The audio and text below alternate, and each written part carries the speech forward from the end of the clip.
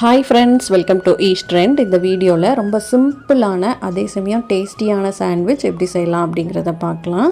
இது வந்து ஹோம்மேட் பன்னீர், வீட்டிலேயே செஞ்ச பன்னீர். இதை வந்து நான் ஃபஸ்ட்டு க்யூப்ஸாக கட் பண்ணி எடுத்துக்கிறேன்.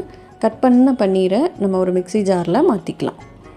மாற்றிட்டு இது கூடவேவும் ஒரு 10 அளவுக்கு முந்திரி பருப்பு, நல்ல புளிப்பு இல்லாமல் கெட்டியான தயிர் ஒரு 3 டேபிள் ஸ்பூன் அளவுக்கு சேர்த்துக்கலாம். தேவையான அளவு உப்பு, காரத்துக்காக ஒரு ஸ்பூன் அளவுக்கு மிளகாய் வத்தல் பொடி, இது எல்லாத்தையும் சேர்த்து நம்ம நல்லா க்ரீமியாக அரைச்சிட்டு வந்துடலாம். இந்த அளவுக்கு ரெடி ஆயிடுச்சு.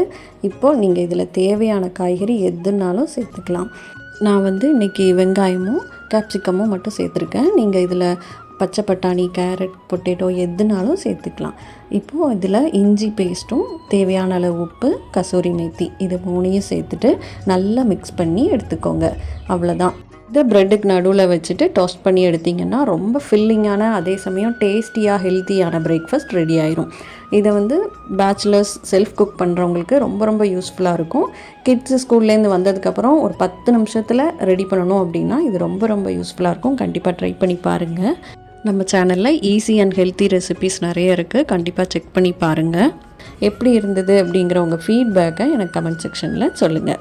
இந்த வீடியோ உங்களுக்கு யூஸ்ஃபுல்லாக இருந்துச்சு அப்படின்னா மறக்காமல் நம்ம சேனலை சப்ஸ்கிரைப் பண்ணி வச்சுக்கோங்க. தேங்க்யூ.